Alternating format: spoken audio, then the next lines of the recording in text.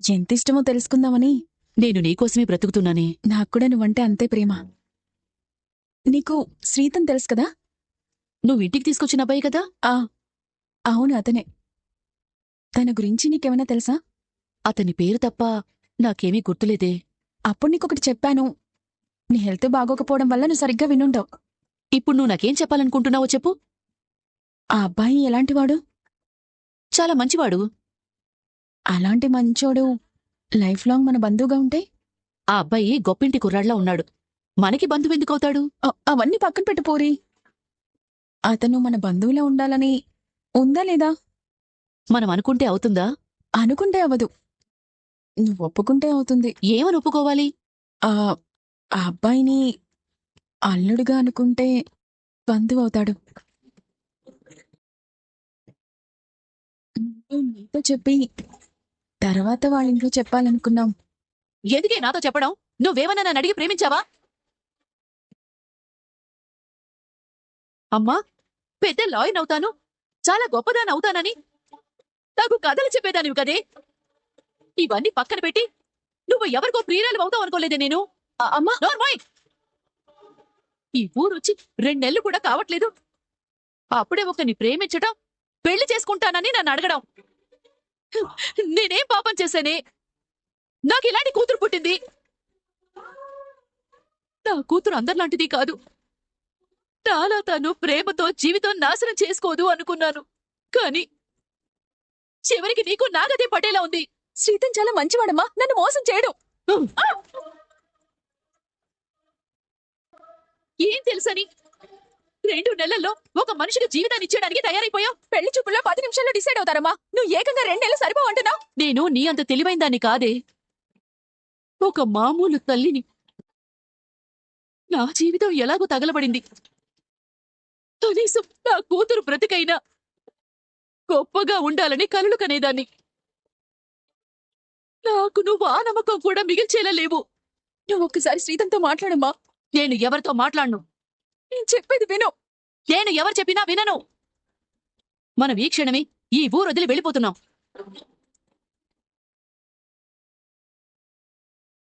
అమ్మా, నీకు నేను కావాలో నీ ప్రేమ కావాలో తేల్చుకో. ఇది అన్యాయం. అది జరగకూడదని వెళ్ళిపోదాం అంటున్నాను. ప్లీజ్ అమ్మా, ఒక్కసారి నేను చెప్పేది విను. వినను. వెళ్ళి బట్టలు సర్దుకో, లేదంటే నువ్వుండిపో, నేను వెళ్తాను. నాకు నువ్వు తప్ప ఇంకెవరు లేరమ్మా. ఈ మాట నిజమైతే ముందు బయలుదేరు. మనం వెంటనే ఈ ఊరొదిలి వెళ్ళిపోవాలి. నా ప్రేమ నీకు నచ్చకపోవడానికి, మనం ఈ ఊరు వదిలి వెళ్ళిపోవడానికి సంబంధం ఏంటమ్మా? నువ్వు నా మాట వినలేదు అంటే నా శవాన్ని చూస్తావు. నన్ను క్షమించవే. సునందక్క మనల్ని ఏం చేస్తుందనే భయంతో వెళ్ళిపోదామన్నారు. కానీ కారణం లేదు. నువ్వు నీ ప్రేమ గురించి చెప్పేసరికి నాకో కారణం దొరికింది. కానీ చూసావా, నేను ప్రేమించిన వాణ్ణి పెళ్లి చేసుకుని నిన్ను తండ్రి లేని కూతుర్ని చేశాను. ఆదిత్య గారు ఇంకా నా కన్నవాళ్ల గురించి సోచాయిస్తున్నట్టున్నారు. ఇప్పుడే ఆయనకి క్లారిటీ ఇవ్వాలి. మీరేమో నా కన్నవాళ్ళని తీసుకొస్తానని మా అమ్మా నాయనతో చెప్పిర్రు. వాళ్ళేమో కొండంత ఆశలు పెట్టుకున్నారు. తీరా మీరు తీసుకొస్తానన్న నాటికి ఆఫీస్లో ఏదో గొడవైందని చెప్పిర్రు.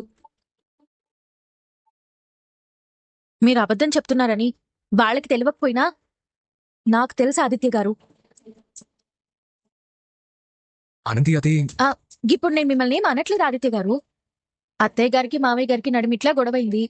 గదేందో నేను మిమ్మల్ని అడగను. ఎందుకు? మాట్లాడే విధానం వల్ల, అర్థం చేసుకునే విధానం కరెక్ట్ గా లేకపోవడం వల్ల ఇద్దరి మధ్య గొడవలు వస్తాయి. వాళ్ళిద్దరి మధ్యకి వెళ్ళామనుకో, ఆ గొడవ మరింత పెద్దదవుతుంది. ఆనంది, నిన్నే.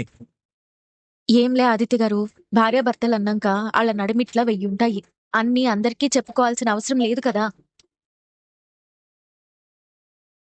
థ్యాంక్ యూ ఆనంది, అర్థం చేసుకున్నందుకు. నా లెక్కనే మీరు కూడా ఒకటి అర్థం చేసుకోవాలి ఆదిత్య గారు. నీలా అంటే? మీరు మరో పాలి నా కన్నోళ్ల ఊసు ఎత్తొద్దు. వాళ్ళు ఎట్లుంటారో యాడుంటారో మీరైతే చెప్పట్లే. మీరు చెప్తారని మా అమ్మా నాయన చూస్తుర్రు. చూడ్నికి నాకెట్లుంది? ఇప్పుడు ఉన్నట్టుండి మిమ్మల్ని కన్న తల్లి అత్తయ్య గారు కాదు వేరెవరో అంటే మీకెట్లుంటది? చూసారా, విన్నీకే మీకు షాక్ తగిలినట్టు ఉంది కదా. ఈ మాట నిజమైనా మీరు మీ కన్న తల్లితానికి పోలేరు. ఎందుకంటే ఇన్ని దినాలు మీ మనసులో అమ్మంటే అమ్మా అని పిలిచిన మనిషి. నాకు కూడా అంతే ఆదిత్య గారు.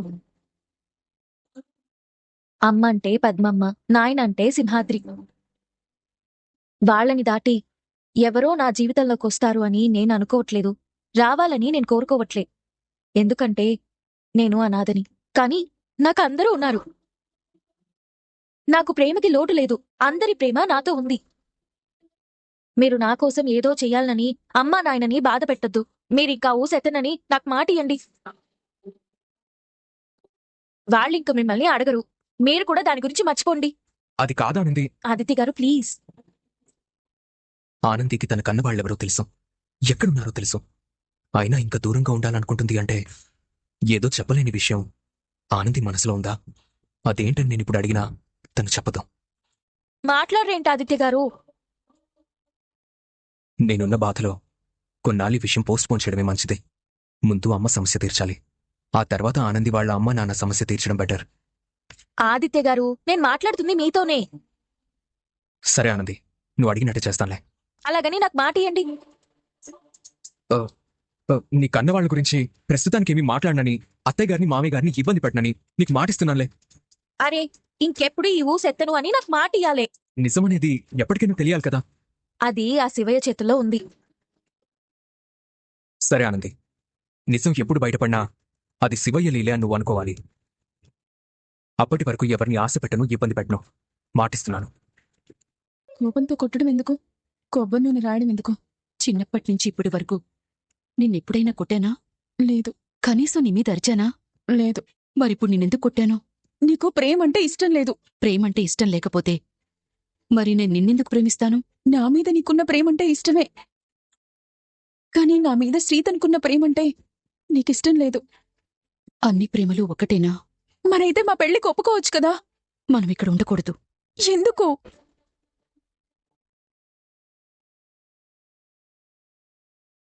నా మొగుడి వెంటపడ్డం మానేసి ఎక్కడైనా దూరంగా పోయి బ్రతుకు. మరొకసారి ఏదైనా జరగాలి, నా నుంచి నిన్ను నా భర్తే కాదు ఆ దేవుడు కూడా కాపాడలేడు. అడిగేది నిన్నే పూరి. మనం ఇక్కడ ఎందుకు ఉండకూడదు? ఉంటే ప్రమాదం. ఎవరికి? మనకే. ఎవరి నుంచి? మనం ఇక్కడ ఉండకూడదు. ప్రమాదం ఎవరినుండో చెప్పు. ఎవరినుంచో కాదే, నాకిక్కడ ఉండటం ఇష్టం లేదు. ఇక్కడి నుంచి మనం వెళ్ళిపోవాలి.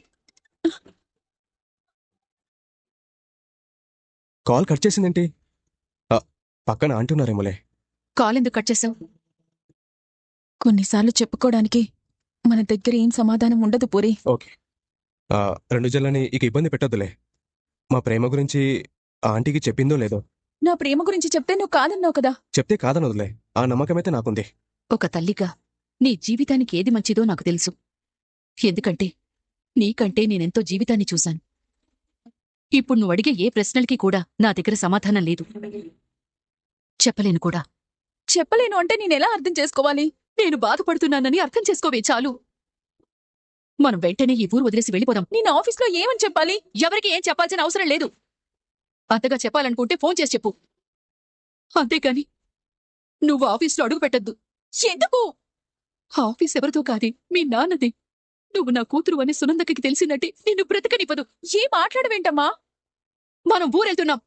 నువ్వు రానంటే నేను ఇక్కడే నీకడ ముందే చస్తాను. నీ ప్రేమ నా సంతోషాన్ని కోరుకోనప్పుడు నా ప్రేమ నీ చావుని కోరుకోదు పూరి. కానీ నేను ఆఫీస్కి వెళ్తాను. ఎందుకో తెలుసా? నేను ఎవరో తెలియకపోయినా నన్ను పిలిచి మరీ ఉద్యోగం ఇచ్చారు ఆనంది మేడం గారు. తను మేడం కాదే, మీ వదిన. నాకెంతో సాయం చేశారు. అలాంటి మనిషికి చెప్పకుండా వెళ్ళిపోవడం అంటే మోసం చేసినట్టే కదా. ఇంకా ఆవిడ జీవితంలో ఎవరిని నమ్మదు. నన్ను నమ్మిన మేడం గారిని మోసం చేసిన మనిషిగా మిగిలిపోవాలని నేను కోరుకోవట్లేదు. నేను ఆఫీస్కి వెళ్తాను. ఏదో ఒక కారణం చెప్పి రేపటి నుంచి ఆఫీస్కి రావట్లేదని చెప్పొచ్చేస్తాను. నీకోసం ఎదురు చూస్తూ ఉంటాను. త్వరగా వస్తావు కదూ? కన్నవాళ్ళని మోసం చేసి ప్రేమించిన వాడితో పారిపోయే రకాన్ని నేను కాదమ్మా. ఆ పని నేను చచ్చినా చేయను. నువ్వు లంచ్కి ఇంటికి వస్తావు అనుకోలేదు సునందా. వచ్చానని బాధపడుతున్నారా? ఫోన్ చేసుంటే క్యారియర్ పంపించేవాడిని కదా. నేను బయలుదేరింది ఆఫీస్కే, కాని ఓ చిన్న పనుండి దారిలో దిగాల్సొచ్చింది. అది ఏంటని అడగరా మీరు? ఏంటది? నా మొగుడి వెంటపడ్డం మానేసి ఎక్కడైనా దూరంగా పోయి బ్రతుకు. మరొకసారి ఏదైనా జరగాలి, నా నుంచి నిన్ను నా భర్తే కాదు ఆ దేవుడు కూడా కాపాడలేడు. అత్తయ్య గారు, ఈ కర్రీ వేసుకోండి. నువ్వు కూడా భోంచేయానంది. నన్ను మీట్ అవ్వనీకి ఆదిత్య గారి ఫ్రెండ్ వస్తుంది అత్తయ్య గారు. నేను తర్వాత తింటాను. ఫ్రెండ్ ఎవరు? కలిసి రావచ్చు కదా అని నువ్వు అడుగుతావు, కానీ నాకు ఇంట్రెస్ట్ ఉండాలి కదా. భర్తతో కలిసి ఫంక్షన్కి వెళ్ళడానికి కూడా ఇంట్రెస్ట్ లేకపోవడం ఏంది?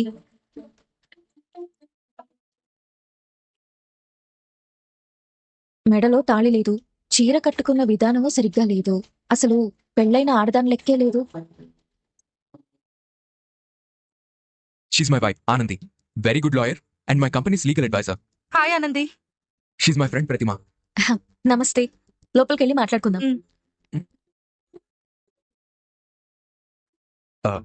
ఆనంది, తనకు కొంచెం కాఫీ ఇవ్వు. Aditya, no formalities. నేను ఆనందితో నా ప్రాబ్లం గురించి మాట్లాడదామని వచ్చాను.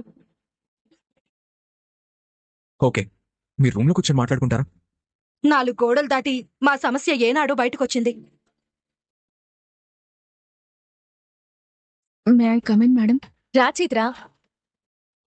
ఈరోజు ఇంత లేట్ అయిందేంటి? Sorry madam. దేనికి? ఇది నా రిజిగ్నేషన్ లెటర్.